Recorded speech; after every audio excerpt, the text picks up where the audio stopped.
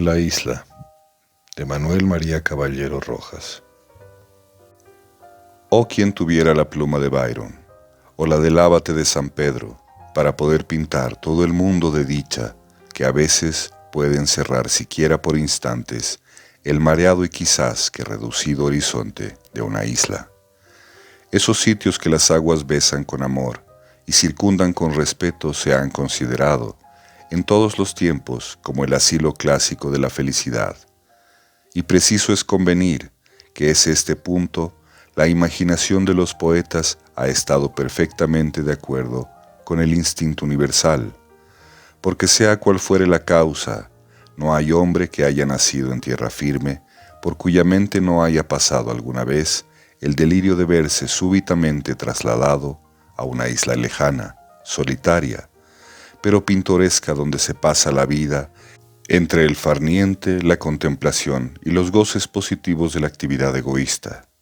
Es que el mundo, la sociedad en que vivimos, punza a veces con tanta frecuencia y de una manera tan molesta que se hace necesario el aislamiento, ya que no se pueda en otra parte, aunque sea en el seno de ese mismo mundo, de esa misma sociedad.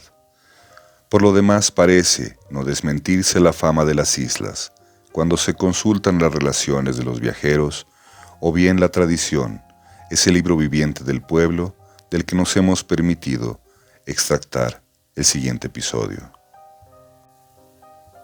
Capítulo 1. Habrá como unos 15 o 20 años que en una pequeña isla del lago Popol llamada hoy Filomena, y sin nombre en la época a que nos referimos, habitaba una pequeña familia compuesta del padre y de la madre, de una hija y de un antiguo doméstico. Era oriunda de una de nuestras provincias meridionales. Dulce había sido el clima cuya influencia se desarrollara, bella y fecunda, la tierra que antes hollaran sus plantas, y los miembros que la componían tuvieron en su país numerosas relaciones sociales, lo que es para la vida un encanto y una prenda de seguridad. Mas en el tiempo de que hablamos, ellos eran los únicos y exclusivos habitantes de aquella isleta fría, inhabitada y medianamente triste a que habían debido acogerse por escapar a las persecuciones injustas que la guerra civil había provocado contra el jefe de la familia, porque el hombre no es más que hoja con que juega caprichosamente el viento del destino. Cosa extraña, ya sea que simple paz, después de la tormenta, sea felicidad exquisita, o bien que haya circunstancias en que el alejamiento del mundo sea condición necesaria de dicha. Lo cierto es que aquella familia era feliz, y lo había sido en los 3 años que corrían desde su llegada hasta los acontecimientos que ligeramente vamos a relatar. Capítulo 2. En una templada mañana de abril, la hermosa joven que hacía la delicia de sus padres vagaba confiada y alegre por una pradera de arbustos diseminados en grupos sobre un suelo al que servía de mano ese musgo propio de las elevadas mesetas. Sus manos recogían de aquí y de acullá raras florecillas, mientras que su pensamiento andaba errando por el laberinto de un mundo desconocido. ¿Quién puede saber en lo que piensa una joven de 15 años, solitaria y a la vez gozosa? ¿En qué pensaba ella cuando detenía su mirada suave en la tierra, que no desdeñaba, en el cielo que admiraba sin comprender, y en esa región intermedia que parecía atraerla y fascinarla de un modo singular? Difícil sería adivinarlo, empero, si hablando de un modo general hemos de dar potestad reveladora a esos momentos en que absorbe la naturaleza, creemos que no sería aventurado sospechar que la criatura humana entrevé su destino, allí donde sus miradas se fijan pertinazmente cuando no son absorbidas por la individualidad de los seres. De súbito apareció un joven, a poca distancia, y sintió en su alma la sensación brusca, vaga e indefinible, que produciría la forma mixta del ángel del amor y del demonio del sufrir. Todo lo cual no puede representarse en una entidad, sino en un biforme que se llama lo desconocido. Por consiguiente no dio un paso, bien que su primer ademán hubiera sido el de sustraerse a aquella aparición. Aproximándosele el joven, consiguió tranquilizarla, no tanto con sus palabras, cuando con la expresión de su semblante, en el que se dibujaba la fatiga reciente y una desgracia antigua. La joven servía de guía al recién llegado, y a pocos instantes entraban en la casa paterna. La hospitalidad no es propia de los árabes, de los primeros patriarcas ni de los antiguos griegos, sino que pertenece a todas las situaciones en que el hombre vuelve a entrar en el pensamiento de la naturaleza. Así es que el náufrago nuevo que venía a agregarse a los antiguos, sin duda en virtud de alguna otra ráfaga de la suerte, fue tratado en la hospitalidad que se le dio con la sencillez de los primeros tiempos y con la civilidad de los modernos. A los 2 días y a consecuencia de explicaciones mutuas y no demandadas, era ya conocido, como antiguo conocido, y por su parte sabía lo bastante acerca de aquella familia, a la que era incorporado bruscamente, sabiéndose el por qué, mas no el para qué. Capítulo 3. Don Andrés Mendoza era el padre de la familia que habitaba la isla. Hombre de vasta instrucción, había presentado importantes servicios al país, y bien que ellos no hubiesen tenido el resultado práctico y positivo que les deseaba el ardiente patriotismo del señor Mendoza, éste no había desmayado en sus esperanzas, pues era uno de aquellos hombres de profundas convicciones, cuya voluntad, en vez de cejar, se reanima con los obstáculos. A pesar de que venía tan difundido el egoísmo y tan apagado el espíritu público, tenía fe en el progreso de Bolivia, porque se acordaba de su heroica cooperación en la lucha de la independencia, y además porque, según él, todo tenía que andarlo quien nada había andado todavía, en que la cuestión presidencial, que es la que desgraciadamente ha conseguido absorber todas las otras de política interna, pensaba de un modo distinto que la generalidad, pues no le daba la importancia que se acostumbra darle, dependiendo, a su juicio, lo bueno o malo del gobierno, no tanto de la personalidad del primer mandatario, cuando del carácter y principios de los hombres que lo rodean.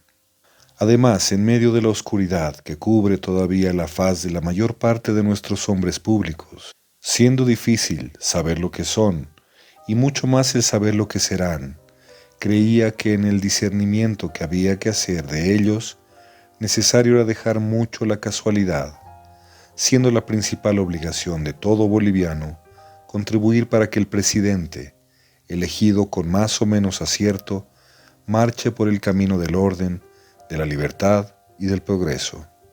Desconocía por consiguiente esas adhesiones personales, ciegas y ardientes, que si en las relaciones privadas pueden adornarse con el título de lealtad, traducidas al terreno político, no pueden ser sino grandes traiciones que hace el egoísmo al interés general, al bien público, a la patria, en fin.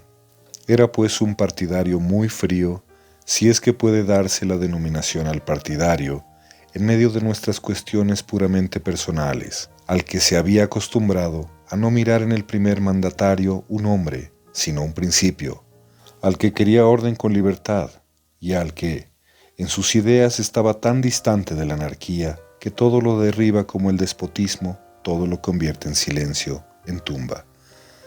Era pues un partidario muy frío, y del que se desconfiaban todos los partidos, que solo van en busca del medro personal, olvidando el público. En cambio de esta injusticia, gozaba de alguna tranquilidad en medio de la tormenta, la que sin embargo hubo día en que lo arrastró y lo maltrató, pero no pudo contrastar su fe. Aislado en la Filomena, no hacía otra cosa que soñar en el bien futuro de Bolivia, de lo que había hecho su pensamiento continuo y, lo que es mejor, el pensamiento de su corazón. Capítulo 4. Además de sus proyectos de política bien entendida, con que el señor Mendoza entretenía habitualmente su patriótica imaginación, había para él otro pensamiento que le interesaba de un modo muy vivo y formaba, por decirlo así, parte de su propia existencia. Tal era el de la felicidad de su hija Filomena, única que el cielo le había concedido y dotada por lo demás de una belleza perfecta. Reunía cuantas buenas cualidades pudieran recomendarla al amor de su padre, si el cariño de un padre necesitara de recomendación. Su inteligencia penetrante había facilitado al padre el trabajo que se tomara en comunicarle, por todos los medios, aquella suma de ideas útiles que demanda la condición de la mujer. Y aún le sobró tiempo para adornar su memoria con lo que ofrecen de bello la ciencia y el arte. Así es como a los 15 años, que es la edad en que la consideramos, era un verdadero sabio, en la acepción de saber bien cuánto le importaba saber. Y si su repertorio de conocimientos no era muy vasto, no podía, sin embargo, dejar de admirarse la sagacidad del padre que había conseguido hacer entrar en la cabeza privilegiada de aquella joven que sin mezcla de lo superfluo y mucho menos de lo peligroso. Pero la parte más esmerada de la educación de Filomena era indudablemente la dirección de sus sentimientos morales, esos instrumentos de que Dios ha hecho depender la felicidad o desgracia de esta vida. Allí se notaba la mano prudente del educador, tanto en lo mínimo como en lo trascendental. Poca teoría, pero en cambio muchos ejemplos y estímulos para seguirlos. Habían producido el más ventajoso resultado, creando en la joven el hábito casi innato de practicar lo bueno sin violencia. Y luego, si se tiene en cuenta que ella aprendió desde muy temprano a ignorar la tentación del mal, se comprenderá fácilmente cómo es que llegó a poseer lo que pocas personas consiguen poseer simultáneamente, la doble aureola de la inocencia y de la virtud. Hubo una cosa, sin embargo, que se escapó a la penetración del padre, o que fue reconocida por él como un obstáculo invencible. ¿Era un lunar en medio de tantas perfecciones o era el colmo de la perfección? ¿Un defecto o una desgracia? ¿Una flor de más en la corona o un espino de más en la senda? El hecho es que Filomena tenía un carácter sobradamente sensible. Aunque inclinada a la meditación, que era su estado habitual, no era extraño verla pasar de súbito, sin motivo manifiesto, de la pena a la alegría y de ésta al enfado o a la indiferencia. Otras veces, fijando sus ojos negros en los augustos del padre o en los amorosos de la madre, sentía que se le asomaban lágrimas involuntarias. Entonces el padre movía tristemente la cabeza porque pensaba en el porvenir. Capítulo 5. Oh, qué hermosa está nuestra isla ante los ojos de su Criador. Cuánta vida, cuánta animación la engalanan. Ella, que no había conocido habitadores, quizás desde que salió del seno de las aguas. Ella, teatro pacífico hace 3 años de los solitarios paseos de don Andrés y de su familia. Ella, ahora es otra cosa. Es un lugar de privilegio, una tierra de promisión, un Edén por el que andan errando criaturas humanas que son felices, o que esperan serlo, y que por lo mismo lo son ya. Se ríe, se juega, se chancea. Hay bullicio, algazara, estrépito, todo templado con el afán de las ocupaciones domésticas, de las lecturas útiles, de las conversaciones pastosas y amigables. Cada día tenemos excursiones por varios puntos de la isla. Hoy se hace la pesca en tal sitio, y mañana se hará la comida en tal otro. El arte de variar los placeres, el arte del pasatiempo lo hemos llevado al extremo. Nos abruman los proyectos de los cuales unos se comunican y son aceptados en medio de aplausos. Otros se reservan en sigilo por tener el gusto de causar una sorpresa. Y en fin, otros son conservados en lo íntimo del alma hasta mejor tiempo.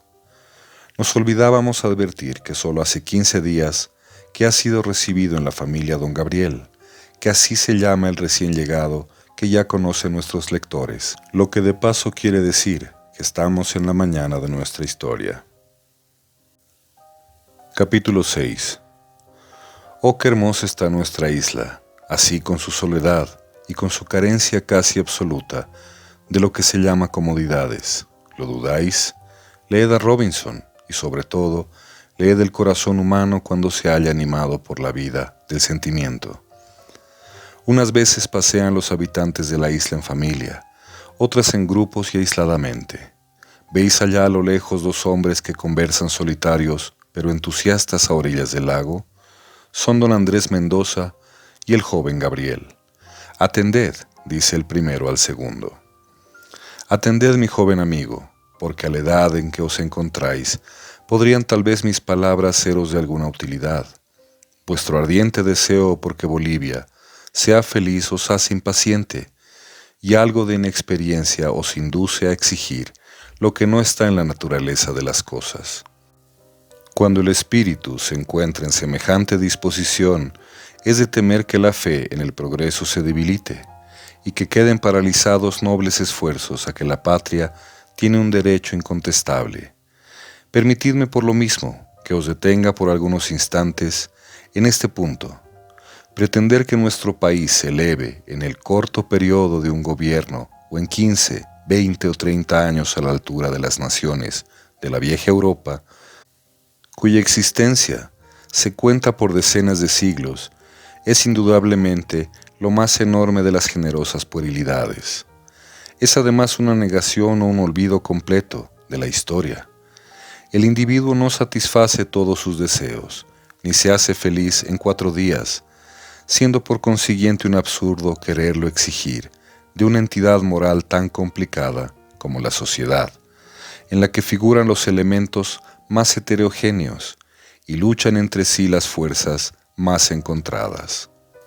Solo conozco 2 excepciones a esta regla general, la de algunos gobiernos despóticos, cuya acción progresista no penetra en el corazón del pueblo, y la del gobierno democrático de los Estados Unidos de Norteamérica.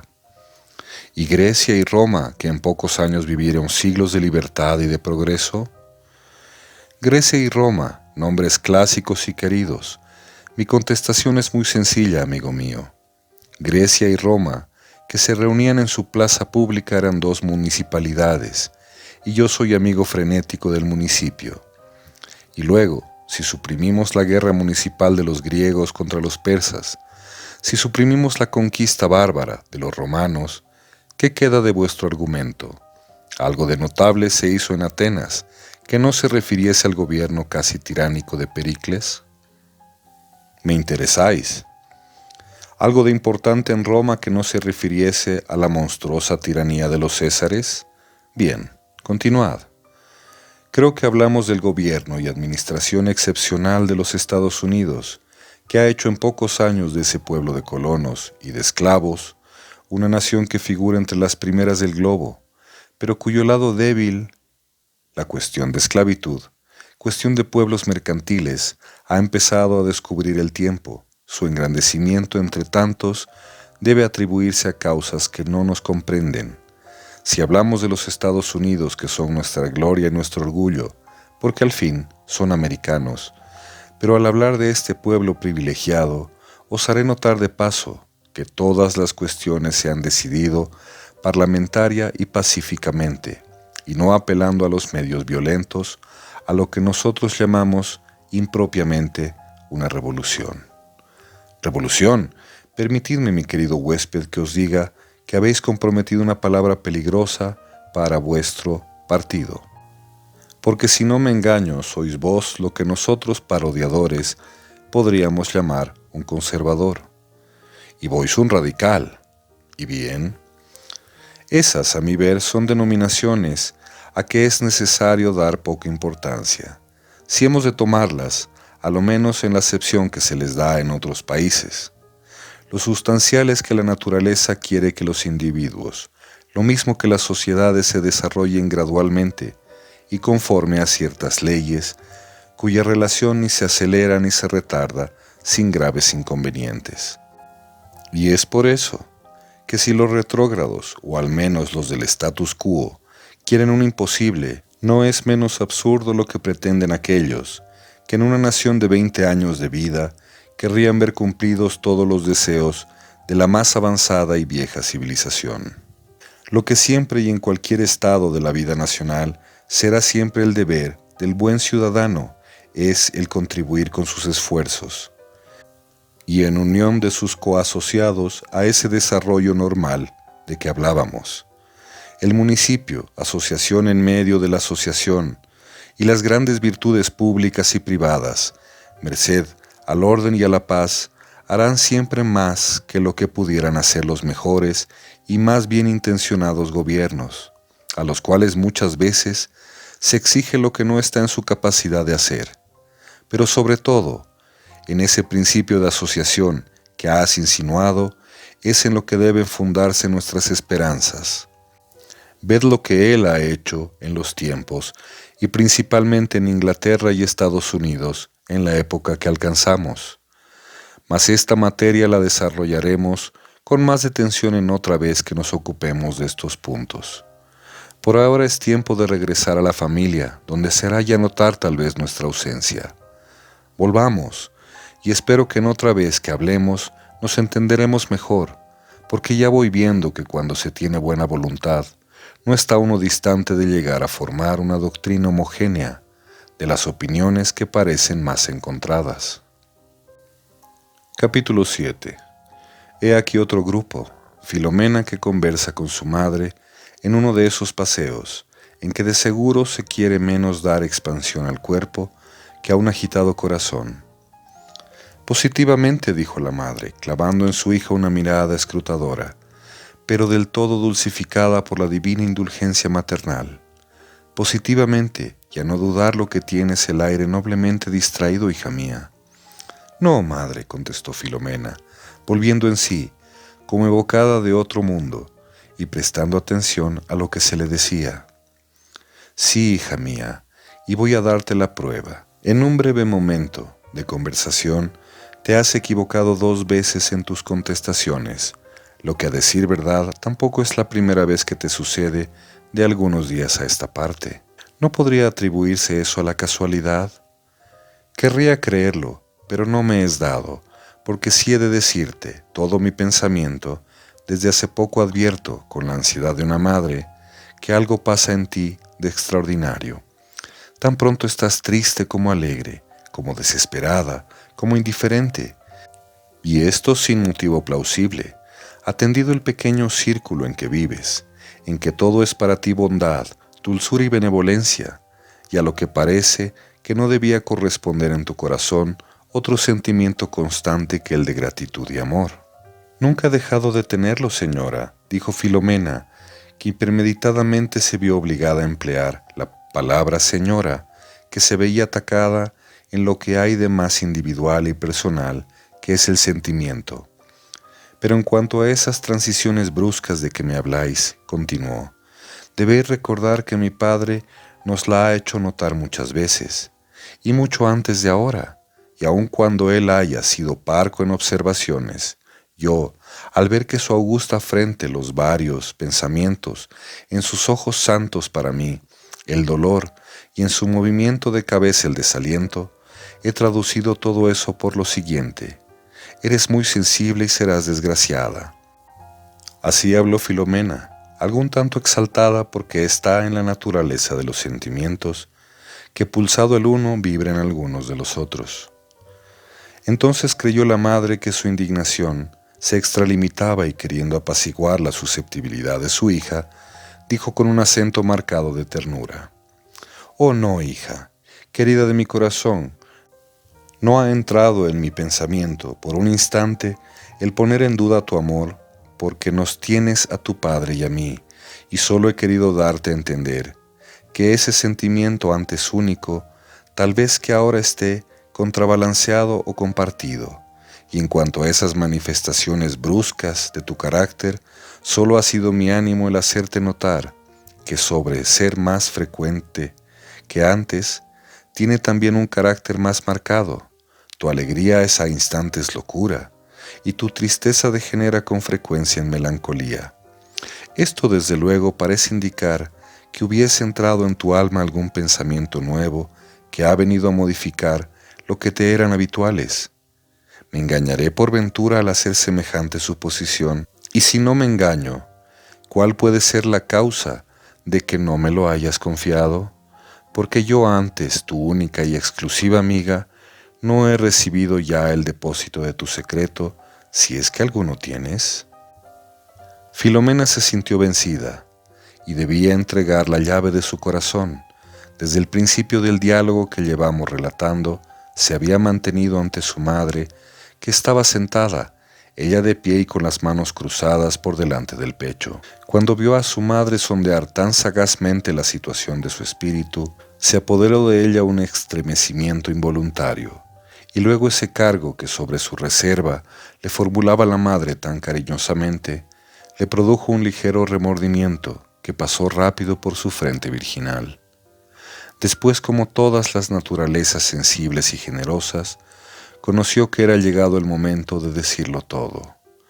Sentóse al lado de su madre y, encarándosele, habló así con la voz trémula y algún tanto vacilante, en fuerza de la emoción particular que produce en gran conflicto cuya causa es desconocida. Ante todo, permitidme, madre mía y señora, que me excuse por mi silencio. Vos no, no habéis dejado ni dejaréis de ser mi única y exclusiva amiga. Por lo que en mí pasa, desde hace algún tiempo, es para mí misma tan indefinible que cuando se me ocurría el confiarme a vos, ni atinaba con lo que podría deciros. Los hábitos de mi carácter tampoco han variado en el fondo, y como los habéis conocido vos, tan acostumbrada a leer en mi alma, lo único que parece suceder es que se han hecho más exaltados. En efecto, mi alegría raya a veces en locura. ¿De qué procede esto? Lo ignoro, pero lo que hay de positivo es que algunos días me levanto de mi sueño tan contenta que mi mismo contento me causa miedo. Veo el cielo más puro y despejado que antes, y me siento inclinada a considerar, como un manantial inagotable, de donde fluyen torrentes de dicha que se derraman sobre el mundo. El aire, naturalmente frío en estas alturas, me parece tibio, deleitoso e impregnado de cierto aroma que embriaga. En su atmósfera creo ver revolotear, en diferentes sentidos, figuras sin figura conocida que me sonríen amablemente. Oigo con delicia el canto de los pajarillos. Me complazco sobremanera en observar sus gustos inocentes, y hasta me entretengo horas enteras en verlos perseguirse amorosamente de matorral en matorral. En uno de estos hay un nido a cuyo alrededor, y sin alejarse mucho giran solícitos padre y madre, ocupados en buscar la pajita que ha de mullir el lecho o el pequeño simiente que satisfará el apetito de sus hijuelos. ¡Ay, madre mía! Interrumpióse Filomena en fuerza de una emoción involuntaria, y además porque creyó haber dicho mucho, algo de inútil o algo de insensato. Sin embargo, había, a no dudarlo, un estímulo que precisaba hablar, y continuó. Cuando así me siento, me agrada ir a pasearme a orillas del lago. Mi vista se avanza y extiende caprichosamente por la vasta superficie de sus aguas. Creo ver sirenas y esos hombres de mar de las tradiciones del norte de Europa, con cuyos cuentos suele entretenernos mi padre en algunas veladas. Y todo eso lo veo, cosa extraña, sin que me cause miedo, porque en tales horas de una dicha tan inmotivada como inefable, me siento valerosa, confiada y exenta de temores. Parece que alguien velara, o debiera velar sobre mí, y cosa más extraña todavía, ese alguien, porque no os lo he de decir, madre mía, es alguien, bien me lo dice el corazón, que no es exclusivamente mi padre, no sois exclusivamente vos. En otros momentos creo ver allá, donde el lago forma horizonte, una balsa de totora que nos trae felicidad, buena nueva. Aquí volvió a interrumpirse la joven, y parecía que por algunos instantes aproximaba ideas que pudieran tener relación entre sí. Su madre la había escuchado con atención y recelo. No le sorprendía tanto la facilidad con que aquella niña analizaba sus propios sentimientos, cosa explicable para ella que conocía su carácter sensible y meditabundo y la particular educación que había recibido. Pero sí no pudo menos que fijarse en su entusiasmo inusitado y ardiente, interrumpido por algunas divagaciones. La joven, sin curarse de la impresión que hubiera producido, continuó en estos términos. Ahora probaré, por si me sea posible, el haceros vislumbrar, madre mía, lo que da pena inefable, de profunda tristeza sufro en ciertas horas, en ciertos días.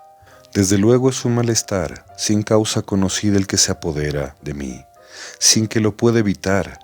Vienen después impresiones tras impresiones que me afectan dolorosamente, hasta sumirme en una melancolía que no me es dado vencer y que me arranca un llanto tan abundante como involuntario.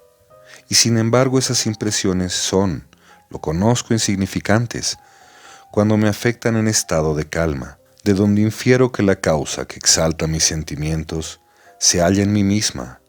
En esos días malos todo me aflige, en todas partes creo encontrar peligros, y aún me preocupa la idea de un riesgo inminente que me amenazara, sin saber precisamente en lo que consista.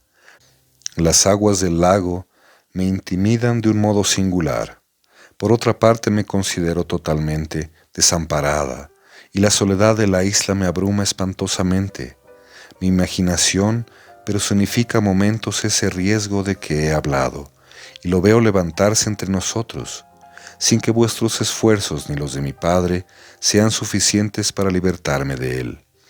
Entonces el exceso del miedo me quebranta, y considerándome una víctima inevitable, me doblego ante mi suerte y caigo en un desfallecimiento completo.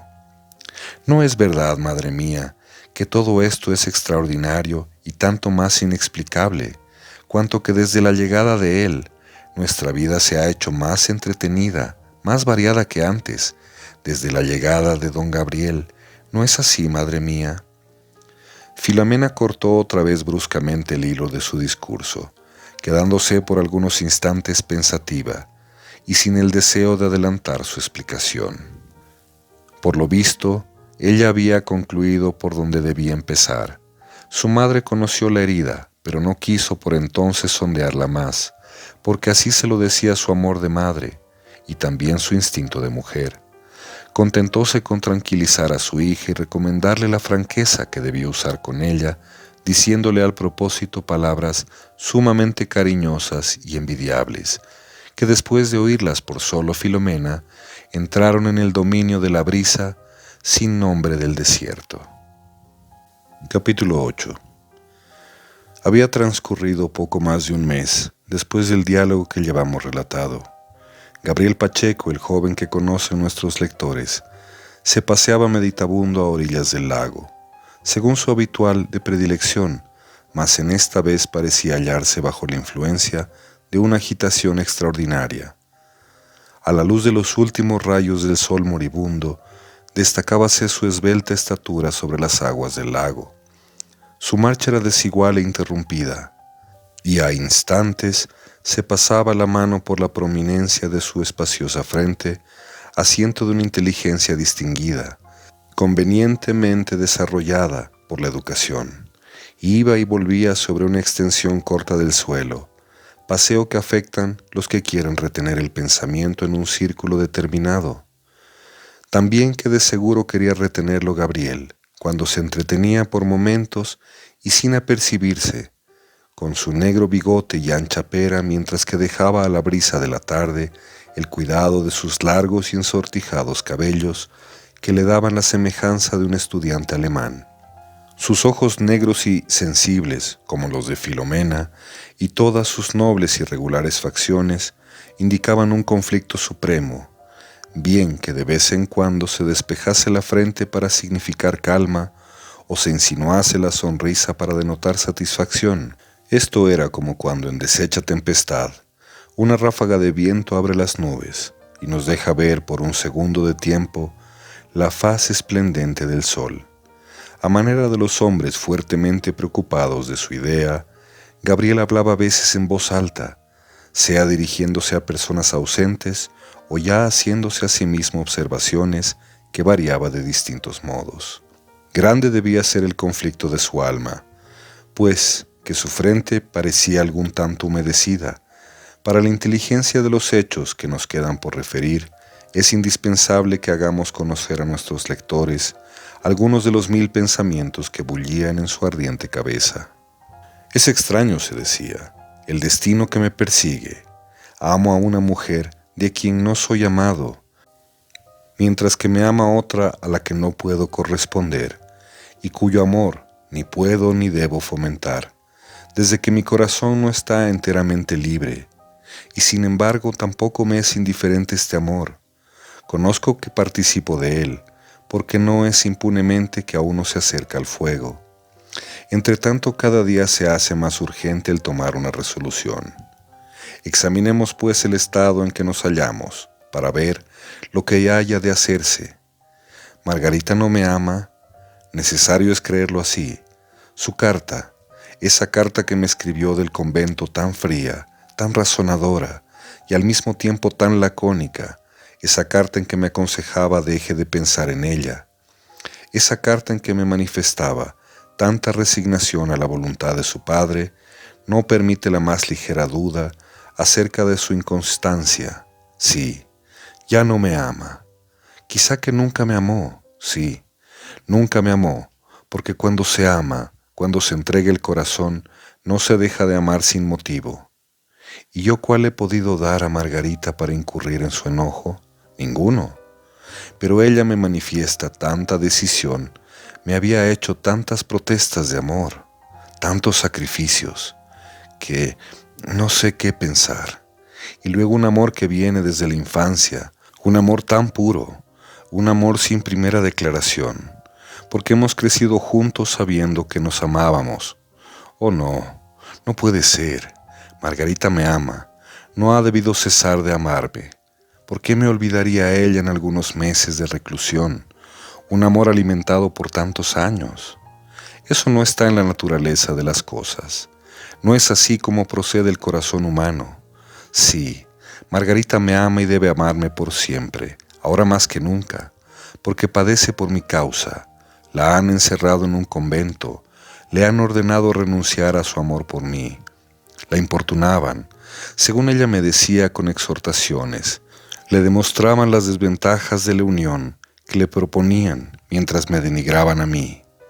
Todo eso pudiera haber quebrantado su fe, o tal vez que exaltándola en mi favor como siempre, como algunas veces sucede, y luego esa carta atroz, esa carta que me desesperó, esa carta por la que me he desterrado de mi país y he recorrido varios lugares con la desesperación en el corazón, hasta que concebí el designio de venir a encontrar en esta isla desierta un nuevo Láucade. Sí, esa letra de Margarita, que las uniones desaprobadas por los padres son desgraciadas, que una hija razonable no puede hacer otra cosa mejor que fiar la decisión de su suerte a la prudencia y cariño de sus padres, que deje de pensar en ella, para no atormentarme inútilmente y también para no suscitar obstáculos al que sus padres quieran disponer de ella. Atormentarme inútilmente, cierto, inútilmente. Está bien. Dejaré de pensar en ella, la obedeceré, satisfaré su deseo, porque para tenerlo, para que ella haya podido resolverse a decirme, Gabriel, deja de pensar en mí, es necesario que ella haya tomado una determinación igual a la que me aconseja. Sí, es necesario que ella haya dejado ya de pensar en mí, y yo debo hacer otro tanto, grande sacrificio pero necesario. Adiós, amor que he alimentado por tanto tiempo. Adiós, mi primero y hasta ahora mi único amor. Al presente, veamos lo que pasa a nuestro alrededor. ¿Será positivo que me ama Filomena? Algunos indicios hay para creerlo así. En un principio me trataba con bastante familiaridad, pero de algún tiempo a esta parte su conducta es toda cautela y reserva. Hace cuanto puede por evitar las ocasiones de encontrarse sola conmigo, y no obstante, la irregularidad de su carácter y una melancolía casi constante que no le advertí en los primeros días de mi llegada, manifiestan claramente que sufre ella los embates de una pasión. ¿Quién podría ser el objeto en esta isla sin habitantes? Por otra parte, aunque mi presencia parece serle embarazosa, veo bien que ella se fija en mis más insignificantes acciones y escucha mis palabras, teniendo en cuenta aún de las que importan menos. Cuando vuelvo a la casa después de algún retardo, no se oculta la inquietud y ansiedad que ha experimentado, como tampoco la alegría con que vuelve a verme.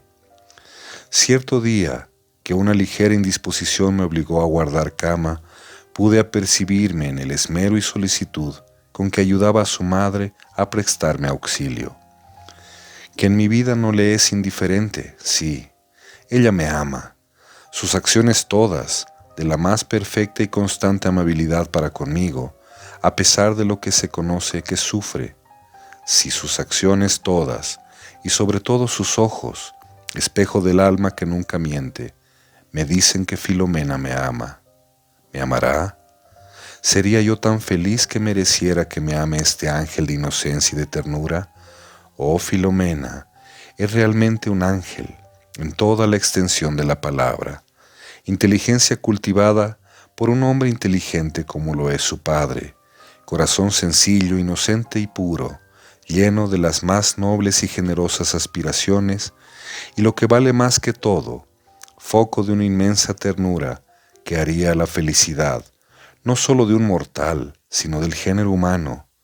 Si dable fuera que divida su cariño el corazón, que verdaderamente ama, y que encontrado el objeto predestinado de su amor. ¿Me amará Filomena?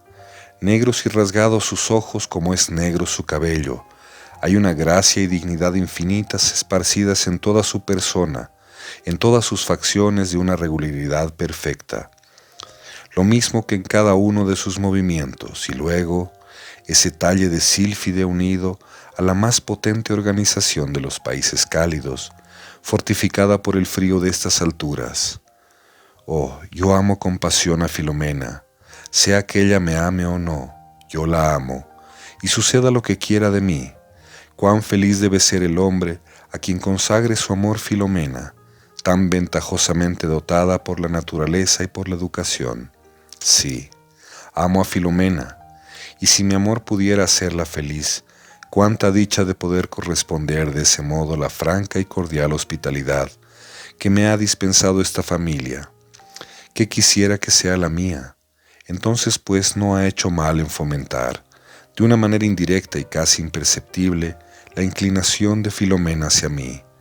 Y sin embargo, yo en mis ratos malos me lo reprochaba, creyendo que era deslealtad. Cierto es que yo mismo no he sido dueño de hacerle, o no, esas ligeras manifestaciones. Era arrastrado por algo que hay en ella, que da vértigo de amor. ¿Deslealtad? ¿Por qué deslealtad? ¿No soy libre? Olvidado de Margarita, ¿no es cierto que tengo la libre disposición de mi corazón? Olvidado de Margarita, sí. Su carta lo da a entender muy claramente, esa carta. ¿Cómo ha podido escribirla Margarita sin que se le rompa el corazón? ¿Cómo pudo firmarla sin que se le seque la mano? ¿Alguien pudo violentarla? Tal vez bien, podría ser. ¿Pero quién? ¿Cómo y por qué? ¿No atinó el padre que la depositó en un convento porque olvide su amor a mí? Pero un padre hacer violencia a su hija en lo más personal y respetable que son las inclinaciones legítimas del corazón. Algunas veces ha sucedido sin embargo, y luego, ¿sería un imposible que la carta fuese falsa? No puede imitarse una letra. Sí, más bien esto es que lo otro, el padre de Margarita, no basta ese extremo. De manera que no es imposible que Margarita no haya escrito esa carta o que la haya escrito sin libertad. Sí, también no es imposible. Y que por consiguiente ignore mi desesperación y que al presente fuera tal vez más que yo y que sabedora de mi ausencia me tenga por un perjuro que ha faltado a la fe y constancia prometidas. Yo no soy un perjuro ni mi constancia se ha quebrantado. En un punto volaré a ese convento que no debe ser inaccesible. Haré conocer a la misma Margarita mi amor y mi fidelidad y oiré de su propia boca mi sentencia. Sí, volaré a ese convento y ojalá que no sea tarde y me toque llegar cuando Margarita, desengañada de mi amor, haya cedido las insinuaciones de su familia y aceptado la fe de un rival, antes desdeñado, y quizá que ahora preferido. Cielos, terrible cosa sería, sí. Debo marchar cuanto antes. Dejaré esta isla tan fría y tan querida donde vine, sin embargo, con intención de morir. Lo dejaré todo. Dejaré esta familia honrada a la que debo un mundo de gratitud. Dejaré también a Filomena. ¿A Filomena? Sí. Pobre niña cuyas esperanzas de dicha abrasadora he suscitado en su inocente y tranquilo corazón, y fomentándolas hasta cierto punto. ¿Dejaré también a Filomena? Filomena, Margarita, ¿qué hacer? Filomena, Margarita. Al llegar a este punto, la lucha que tenía lugar en el interior de Gabriel había llegado a su extremo. Era inmensa la agitación que sufría el joven. No pudo resistir. Desesperó de poder tomar una resolución y, como un frenético a pasos precipitados, se echó a andar por la extensa llanura hasta muy entrada la noche. Entonces, agobiado por el cansancio, regresó a la casa, donde en toda la noche no pudo dormir un instante. Todavía velaba y era todavía presa de su incertidumbre matadora, cuando por la ventana de su reducida habitación empezaron a insinuarse los rayos del naciente día. Capítulo 9. El día era espléndido. Los valles escondidos entre nuestras sierras tienen su magnificencia de vegetación, de aves, arroyos, cefiros perfumados, etc. Aquella atmósfera tibia en las noches y muy calurosa en el día derrama sobre los seres todos los estremecimientos, por decirlo así, de la vida. Allí la calma se seduce a la agitación, lo abrumador a lo liviano, la exuberancia a la desnudez, la tristeza del invierno a la alegría de la buena estación. Otra cosa diferente son las frígidas alturas, las planicies de las cordilleras, la puna, en una palabra. Todo en esta región va escalonado por grados, desde lo habitable hasta esa zona que es enteramente mortal para los seres que alientan. Pero cada recinto no ofrece sino transiciones poco sensibles y marcadas, y una dulce uniformidad. Es allí, se puede decir, el presente que hace la naturaleza a las almas tranquilas. Puede muy bien notarse que la parte que es habitable en la puna encierra un rigor, si se quiere, tan benigno para el hombre que acaba por convertirse en dulce bienestar. Hay bajo ese clima un desarrollo armónico de las fuerzas y de las facultades. Uno se siente ágil y se siente vivaz como el aguijón de un frío, que tan solo viene a ser inclemente para la pereza y la inacción. Y no se crea, no, que la naturaleza es tan pobre que no pueda vestirse de gala. Estas laderas tienen un horizonte mucho más ancho y luminoso que los hondos valles, y nada hay igual comparable a la transparencia del cielo en las mesetas. ¿Cómo es profundo y diáfano el azul del cielo? Una aureola lo rodea y limita por todas partes, como si fuera un resplandor de la tierra. Indudablemente, es la paz la que reina en las alturas durante la estación propicia. El cielo abraza la tierra con amor, posa su faz en las elevadas cumbres de las montañas para imprimirles un beso. Pues bien, este día era un beso dulcísimo de bendición en la isla de nuestros queridos amigos. Pero ay, no siempre late el corazón del hombre al apacible compás de la naturaleza. El uno y los otros fueron arrojados en aquella playa solitaria por una misma ola de suerte. Prófugos de la batalla social, buscaron asilo en la paz del desierto, y ya la paz, oh Dios, no reinaba en todos los corazones.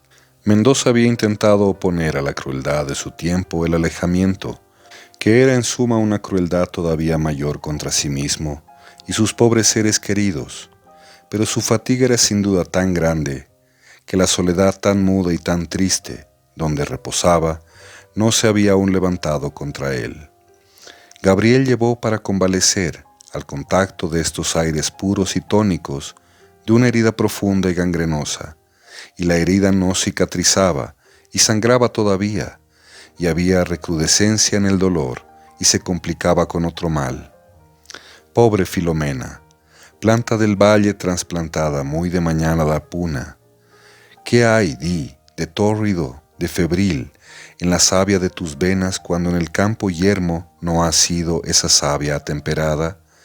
El lago es amigo, variable y temible, hoy te acaricia mansamente, con murmurio suave, Mañana brama furioso bajo tus plantas, y de lejos azota tu morbidez con el cierzo helado. Mira el sol, Filomena, míralo tranquilo siempre y majestuoso sobre tu cabeza.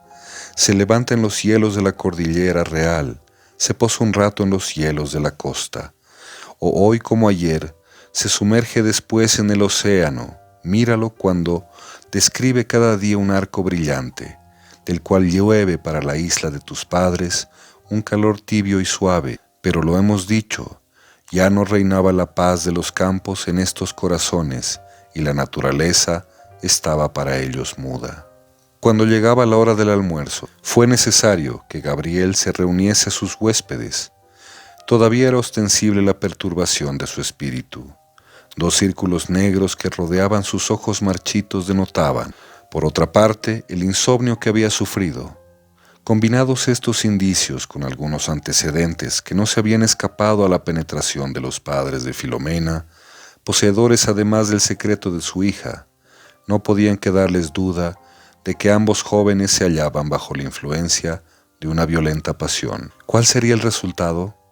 Esto, bien que no estuviese en el poder de ninguno el saberlo, preocupaba precisamente a todos, y sin embargo callaban los que debían hablar, los padres, porque era necesario que fuese espontánea la declaración de Gabriel, si pensaba hacerla, y esto por cualquier motivo que fuese. ¿Quién era? ¿Cuál su vida pasada y cuáles sus proyectos para lo futuro?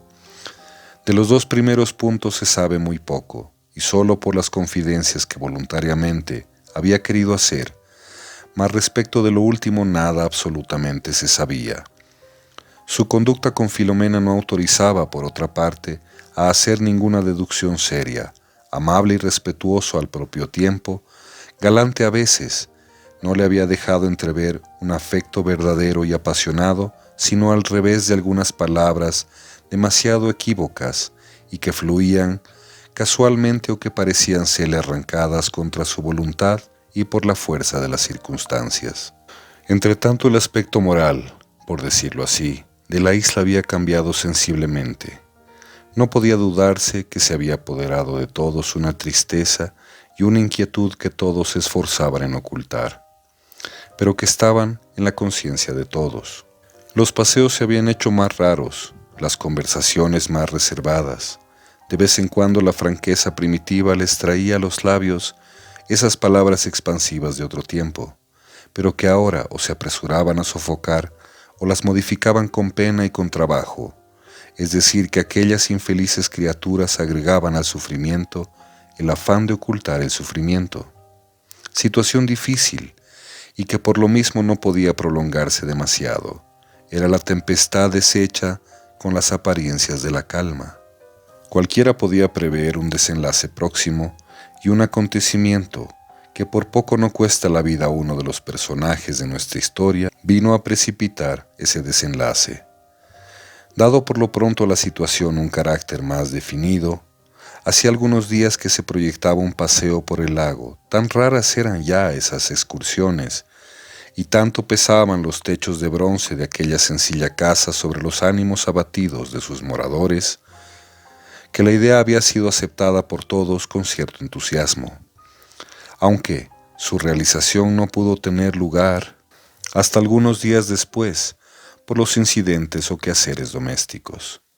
Al fin estamos en la víspera de ese apetecido viaje que debía durar 2 días, y quién sabe qué tiempo más si Neptuno, Eolo y los hados fuesen adversos.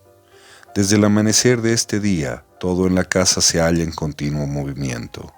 Se va, se viene en diferentes sentidos, se habla a voz alta, en secreto, se ríe, se da a las frases un aire de importancia, hácense prevenciones o se demandan consejos, y nadie permanece inactivo.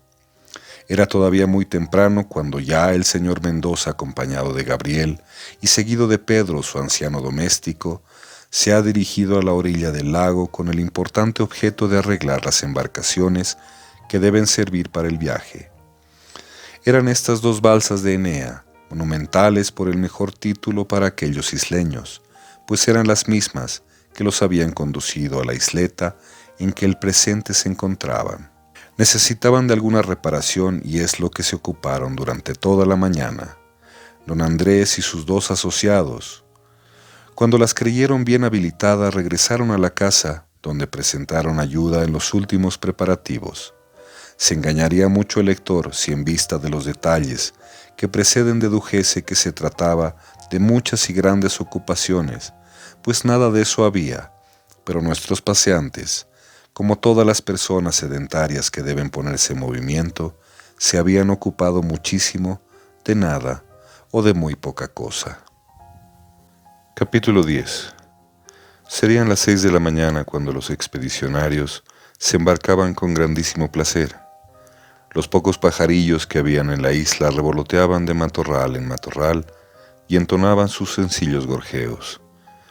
La temperatura estaba fresca sin estar fría, el cielo despejado y el aire con aquella calma, pureza y diafanidad de que tal vez solo se disfruta en la altillanura de Oruro, que reúne a otros encantos que la hacen deliciosa para el artista. Ya los objetos de la isla se percibían con dificultad, y este incidente producía en don Andrés y su esposa, en Filomena y Gabriel, un efecto incalificable. Paséanse por las aguas, después de tanto tiempo que eso no se hacía, y al hacerlo, sepáranse de una isla en que tanto se había sufrido secretamente.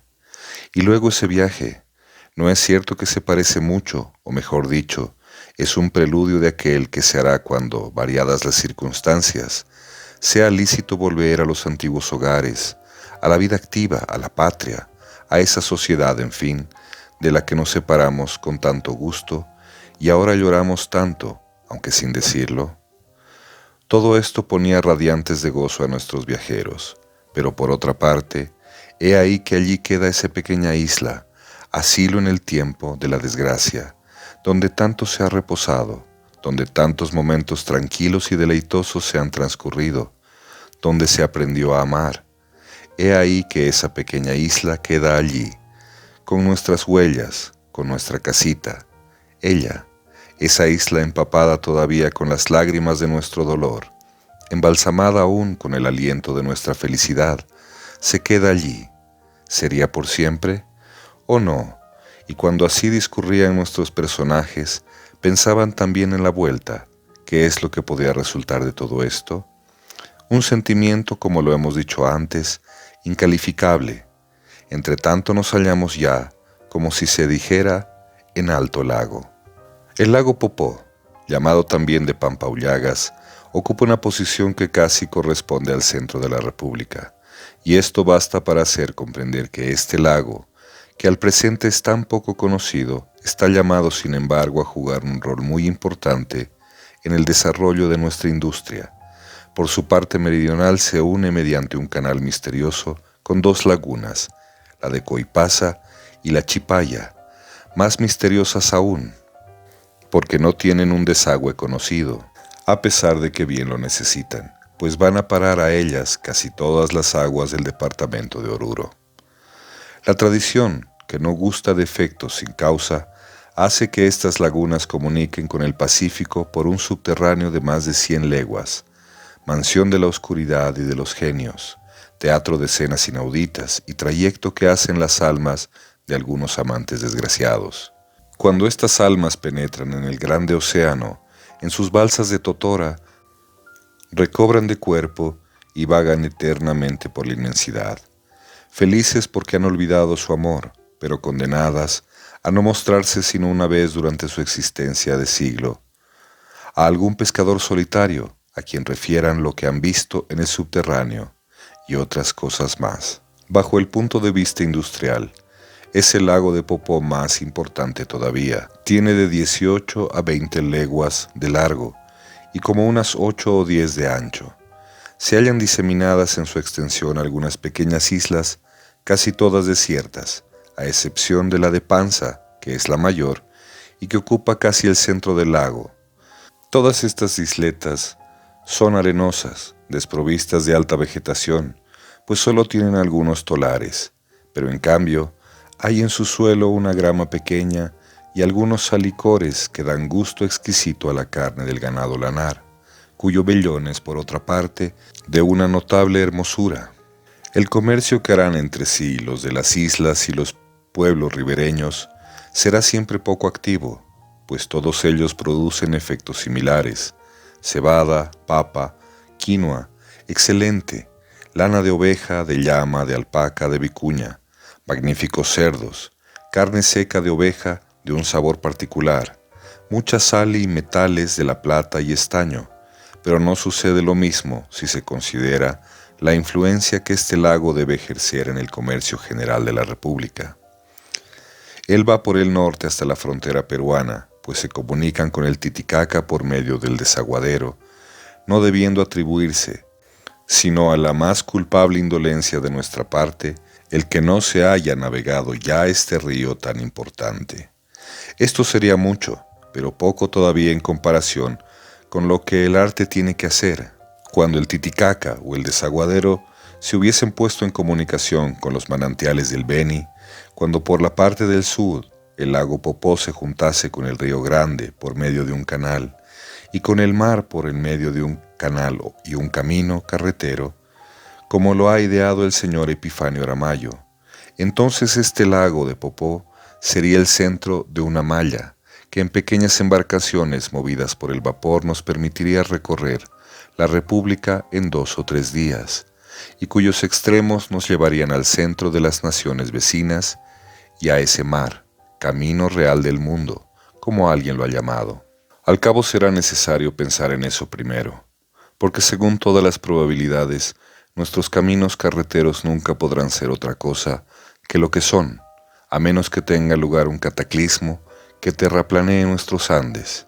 Y segundo, porque las revueltas políticas, que son el mayor de nuestros males, no reconocen otra causa que la falta de industria, y esta falta de industria no puede removerse sino haciendo fáciles las vías de comunicación que hacen posibles y fructuosas las transacciones mercantiles.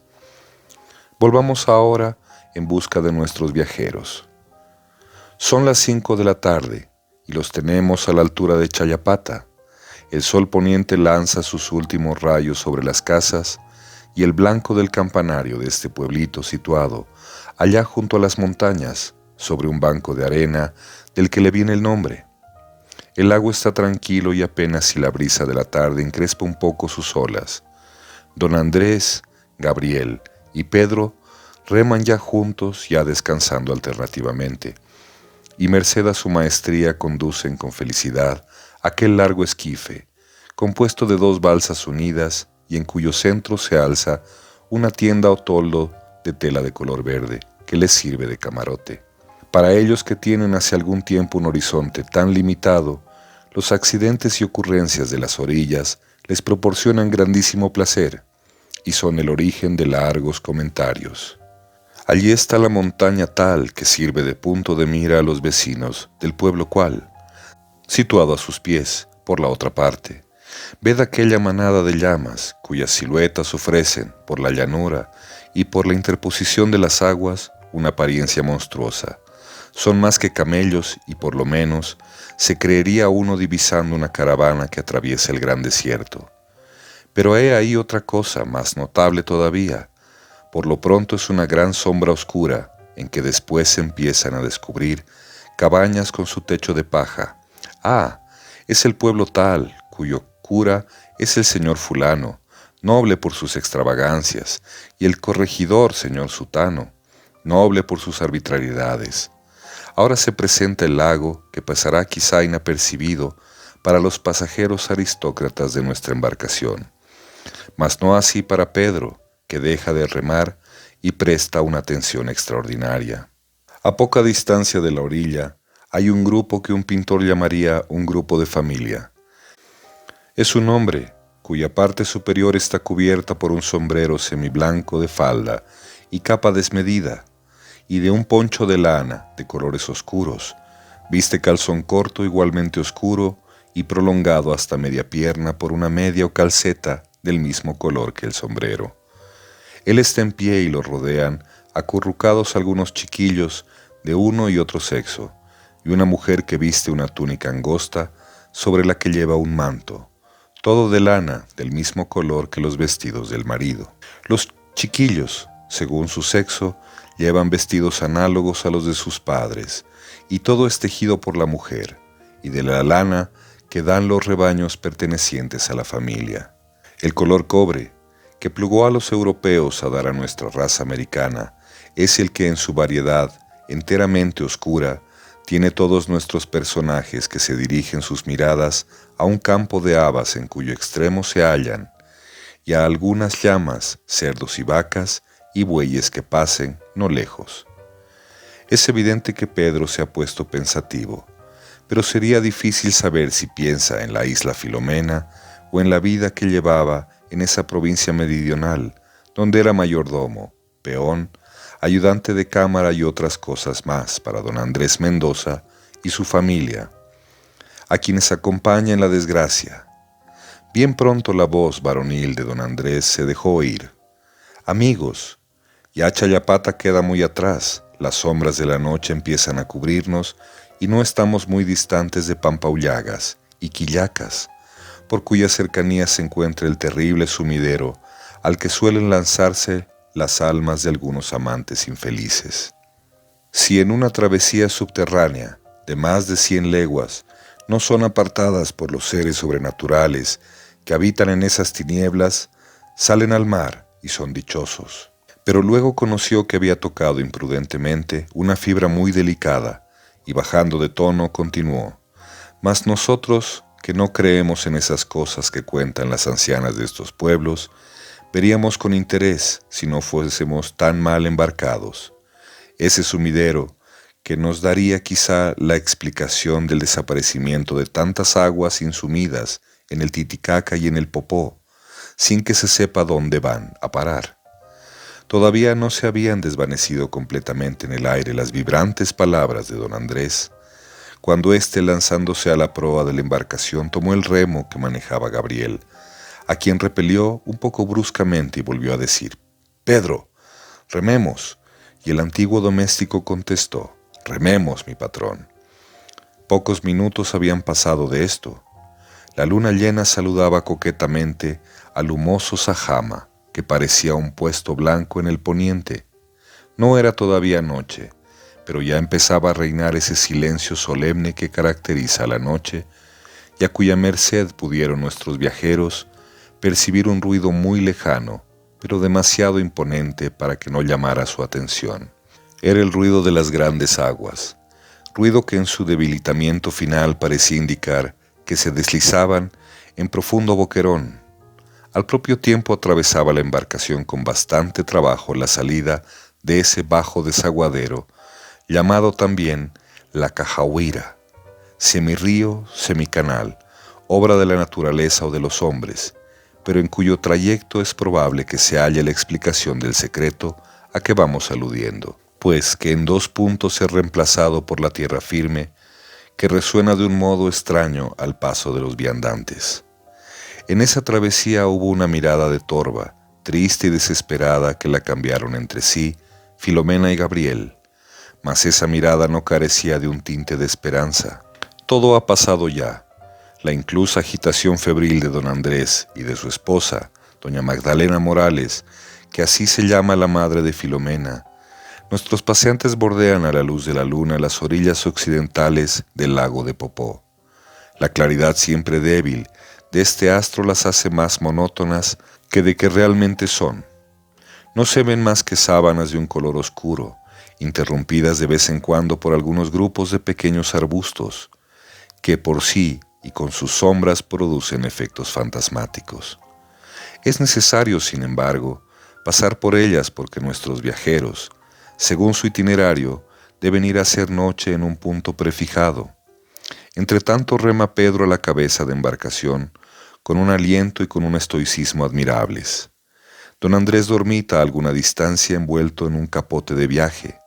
Doña Magdalena lee algún libro a la luz de un farol en el camarote que conocemos, y Filomena y Gabriel están solos en la parte posterior de la embarcación. ¿No es cierto que ha sido un ruido terrible ese ruido que hemos oído, Filomena? Sí, terrible. No me llamaría Gabriel si no aclarase este misterio.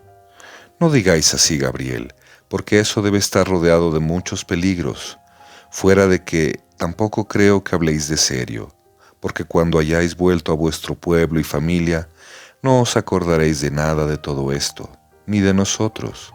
¿Qué decís, Filomena? Lo que pienso. Pues pensáis mal. Me olvidaré quizás de todo esto, como decís, pero olvidarme de vuestra familia, de vos sobre todo, imposible. ¿Y por qué no? Porque hay sentimientos que en virtud de las circunstancias se agravan profundamente en el corazón del hombre, y de esta naturaleza es el amor que os tengo, Filomena. A mi ver me toca, Gabriel, deciros que no sé lo que decís. Es porque tal vez no sentís lo que yo siento, Filomena. En cuanto a eso, de estimaros, bien sabéis vos mismo que os estimo mucho, y quizás más de lo necesario para mi reposo. Mas cuando a vos es otra cosa, y no creo que hayáis llamado, con el nombre novelesco de amor, al afecto que decía tenerme, sino por mera galantería, género perdido en estos desiertos y a estas horas, o bien por burlaros de una niña, como soy yo, dándole a adivinar un sentimiento bastante indescifrable. ¿Por qué dudar así? ¿O por qué tratar tan ligeramente un sentimiento que he definido bien claro, Filomena? Quizás que he hecho mal, mi intención, sin embargo, no ha sido ofenderos, Gabriel, dijo humildemente Filomena. Oh no, adorable criatura, repuso Gabriel, tomándole una mano y entusiasmándose al sentirse junto a ella, en esa soledad en medio del silencio de la noche y vagando en aquel lago que plateaba los rayos oblicuos de la luna. Oh no, Filomena, no habéis hecho mal, es solamente que vuestra alma inocente y tranquila, para la que los afectos se llaman estimación, y el amor es solo una palabra escrita, no puede comprender hasta qué punto se puede amar con amor verdadero y profundo a aquella persona dorada de todas las perfecciones imaginables, con quien la suerte no ha permitido llevar por algún tiempo una vida de intimidad y confianza que nos ha puesto en el caso de apreciar su mérito en todo su valor. Sí, Filomena, es que vuestra alma sosegada no puede comprender hasta qué punto las facciones, las palabras y aún los menores hechos que las personas llegan a grabarse en nuestra alma con caracteres de fuego, en términos que creemos sentirnos dominados, verla y oírla todavía cuando ya no la vemos ni la oímos, en fin, vos, Filomena, tan dueña de vos misma, no habéis podido comprender seguramente toda la decisión y entusiasmo que semejante persona puede inspiraros, como conocemos que la vida no sería imposible sin ella, y como es que todas nuestras aspiraciones se llenarían si pudiésemos ser amados de esa persona y pasar nuestra vida en su compañía. Sí, Filomena, porque vos no habéis experimentado todavía nada de todo esto, es que habéis desconocido la naturaleza del afecto que os tengo. Gabriel continuaba teniendo entre las suyas una de las manos de Filomena, y Mesmer hubiera creído ver algo de su magnetismo favorito al notar la uniformidad con que sentían y aún pensaban esos dos jóvenes en aquel momento. La hija de don Andrés obtenía al fin, después de tantos días de amargura, un momento de suprema dicha. Parece que un torrente desprendido de ese cielo manantial de toda felicidad, como ella lo había dicho en otra vez, la inundase por completo. Dominando apenas su emoción, interrumpió a Gabriel, cuya mano sintió suavemente comprimida por un movimiento convulsivo de la de Filomena. Pero, ¿es que sentís todo eso, Gabriel, y no me lo habíais comunicado hasta ahora? Oh, cuán feliz me habríais hecho, así como tanto he sufrido con vuestro silencio. Porque ved, Gabriel, ahora que me habéis hablado, como acabáis de hacerlo, creo que no hago mal en deciros que los sentimientos que también habéis pintado son también los que yo he experimentado y experimento respecto a vos. ¿Sería posible, Filomena, que tuviese yo la dicha de ser amado por vos? Sí, Gabriel, y aunque esa mi decisión por vos me haya hecho sufrir hasta ahora mucho, muchísimo, porque no notaba en vos hacia mí o no sabía descubrirla, ¿no es así? Ahora que vos mismo me aseguráis de ella, estoy contenta. Me parece que soy feliz, oh sí, muy feliz. Pero, ¿por qué no haberos descubierto antes de ahora? Filomena, no intentéis saberlo, porque tampoco es cosa importante. No, Gabriel, exijo de vuestra condescendencia el que me lo digáis, fuera de que, si me amáis como decís, no debéis tener secretos para mí. Y luego no sé por qué me dice mi corazón que me interesa saber la causa de vuestra reserva anterior. Gabriel separó suavemente sus manos de las de Filomena, concibió la idea de una mentira, pero luego cediendo a su lealtad o a su destino, respondió así: Pues que lo queréis, Filomena, obedeceré, pero os pido anticipadamente perdón o indulgencia, por si encontráis algo que os desagrade o os haga dudar de mí en las pocas palabras a que ceñiré mi contestación. Yo amaba a una mujer en mi país, y si salí de él es porque se apoderó de mí la desesperación, al ver que no podía obtener la mano de mi amada, pues se oponía a ella la voluntad de su padre. He andado por muchos lugares llevando la vida de un insensato, hasta que, atraído por la soledad de este lago y por la noticia vaga de cierto remedio supremo que debía encontrarse por estos lugares, vine con la intención de morir o de curarme con el olvido. Parece que Dios ha querido lo primero, pues que os he encontrado, y el amor que empecé a teneros, desde que pude conocer lo que valéis, ha ido ganando terreno día por día sobre ese primero y desesperado amor. No pensaba declararme a vos sino cuando me sintiera enteramente libre, pero en esta noche el destino lo ha resuelto de otro modo. He ahí todo, Filomena, ahora juzgad. Oh Dios santo, ¿qué es lo que he hecho?, dijo Filomena, que había llegado al último grado de inquietud. Pero, Gabriel, ¿por qué no haberme dicho todo esto antes, cuando recién llegasteis? ¿Por qué haberme dejado concebir esperanzas insensatas? Pero no, agregó como hablando consigo misma, no es él quien tiene la culpa sino yo, y si ese amor que llamáis desesperado fuese reanimado por alguna esperanza cualquiera, ¿qué haríais? Gabriel titubeó, y luego se apoderó a decir: No puedo negar que mi situación sería difícil, pero pienso que mi amor presente se sobrepondría a ese antiguo amor, descolorido por el tiempo.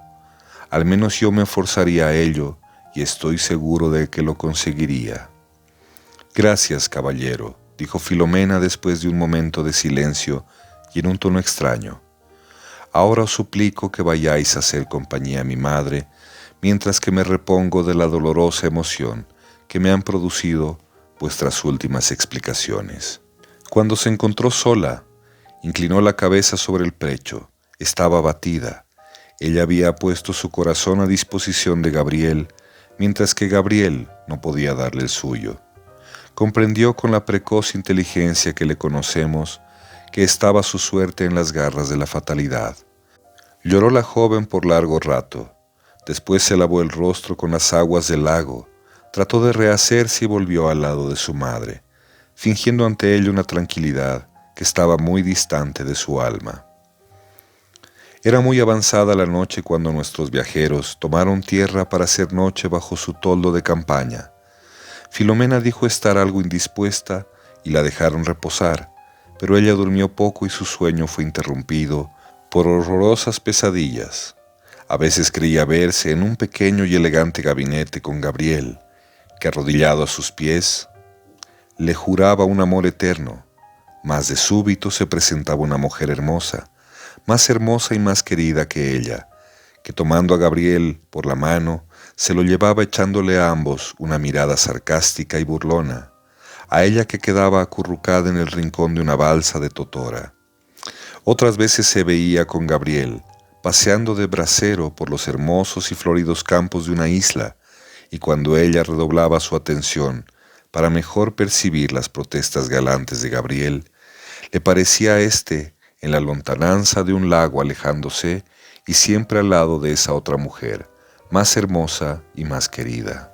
Al día siguiente, bien temprano, ya nuestros paseantes costeaban la ribera occidental de regreso a su isla, y al declinar la tarde pudieron descubrir, merced a la valentía con que habían remado don Andrés y sus dos compañeros.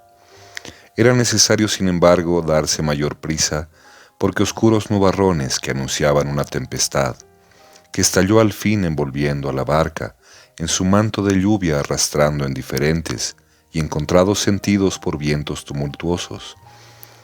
La balsa debía zozobrar y zozobró, hundiéndose y deponiendo levemente su carga, fue a aparecer a larga distancia, muy cerca de la orilla de la isla. Dióse el grito supremo y general que arranca el aparecimiento súbito del fantasma de la muerte, y después las olas lo cubrieron todo. Pasados algunos segundos empezó a descubrirse las cabezas y brazos de los náufragos que lidiaban por escapar del peligro. Las olas habían interpuesto entre ellos considerables distancias. Pedro, que fue el primero que se dejó ver, echó a nadar guiado por su instinto de positivismo en dirección de la balsa que debía ser el refugio de todos. A lo último, y cuando ya empezaba a insinuarse el cuidado, apareció Filomena con el rostro cubierto de sangre, pues a tiempo de hundirse había recibido un golpe que la puso a peligro de no poder surgir de las aguas. Esforzóse sin embargo y reapareció, pero tan atolondrada y tan débil que el riesgo de la muerte era para ella más inminente que para los demás. Lanzóse Gabriel a favorecerla, y cuando la tenía asida del brazo, como Andrés a su esposa, y cuando la idea de la lejanía de su balsa empezaba a helar a todos de espanto, apareció de súbito entre ellos un hombre, que de pie sobre su pequeña embarcación, y a manera de ángel de la huerta gritó diciendo, «¡A mí!», y en efecto todos se dirigieron hacia su barca, que fue la salvación. Cuando Gabriel deponía su hermosa carga, dirigiéndole la palabra decía, «Estáis salvada, Filomena», y Filomena podía contestar, en el mismo tono de la noche anterior, «Gracias, caballero, aunque tal vez hubiera querido más que me dejarais morir». Pedro entre tanto había atrapado y acercado la balsa. Durante el movimiento de traslación de una a otra, el hombre aparecido que había oído nombrar a Gabriel en los momentos del conflicto pudo decir en voz baja, «¿Sois acaso el señor Gabriel Pacheco?» «Sí, amigo, os he traído esta carta», y luego dirigiéndose a todos en voz alta añadió, «Señores, he tenido la fortuna de prestaros un servicio casual. Ahora me retiro. Soy pescador de estas cercanías y debe aguardarme mi familia. La tempestad ha calmado, la noche es de luna y estoy acostumbrado a navegar a todas horas el lago. Adiós, señores». Todavía estaba hablando cuando ya había desaparecido, sin dar lugar a que se le agradeciese siquiera su servicio. A los pocos momentos nuestros amigos entraban ya a su casa, abrumados todavía de espanto y emoción, y se preparaban a descansar. Gabriel entró en su aposento y leyó lo que sigue. «Querido Gabriel, parece que el cielo se nos hace más propicio. Hará como 3 meses que falleció mi padre y que yo estoy fuera del convento.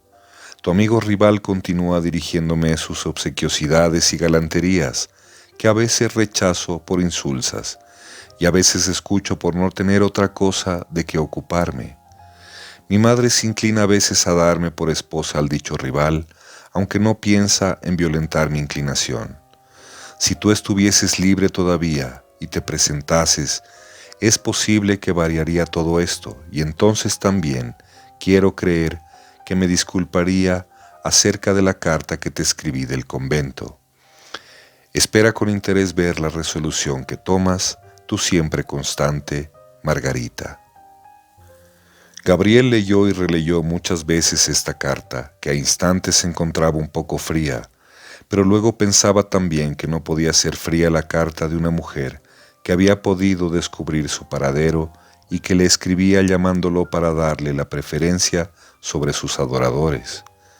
Cayó el joven en la incertidumbre y agitación en que lo hemos sorprendido otra vez, y se hizo las reflexiones que por entonces, y otras más, solo que su conflicto era ahora mayor, precisamente porque había llegado el momento supremo de la resolución.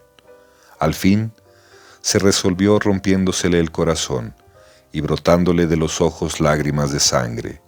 Se resolvió, y no fue en el sentido que había pensado y dicho a Filomena, sino en el que ésta temía, es decir, que ese antiguo y arraigado amor descolorido, sí, por el tiempo, pero asusado por el estímulo impuro de los celos, se sobrepuso al reciente, pero nobilísimo, amor de Filomena.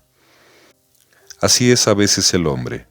Gabriel escribió su billete de despedida y salió de su cuarto a las 5 de la mañana. Dijo a Pedro, que encargándole la entrega del billete, que iba a darse un paseo por el lago, pero Pedro se quedó sorprendido con el fuerte apretón de manos que le dio. A la media hora de esto había en la playa un grupo de 3 personas cuya retaguardia la formulaba Pedro. En una barca que se agitaba y cuyo conductor se percibía confusamente, se movía en lo alto un pañuelo blanco, en señal de despedida. De entre el grupo de la ribera solo se levantó un brazo que movió también otro pañuelo blanco contestando a la despedida. Ese brazo era el de Filomena, que después se cubrió la cara con el mismo pañuelo y, seguida de sus padres, regresó a su casa llorando. Capítulo 11. Pasaban ya algunos días desde la partida de Gabriel, que había llenado de consternación la casa de don Andrés Mendoza. Filomena no se abandonaba a transportes de desesperación, pero su tristeza iba cada día en un aumento tan sensible como alarmante. Cierto día, decía don Andrés a su hija por consolarla: «Hija querida, esta desgracia te será a la larga saludable, porque habrás aprendido la ciencia de la vida. Es en la práctica del bien y en el desarrollo razonable de nuestras facultades que debemos hacer consistir nuestra dicha, y no en los efectos ajenos con cuya sinceridad y duración no podemos contar». «Triste filosofía, padre mío», replicaba Filomena, «la que nos prohíbe el desarrollo de la más noble de nuestras facultades, la facultad afectiva». «No tan triste, Filomena, como te parece, si es que hemos de amar sin contar con la recompensa, como parece exigirlo el destino humano».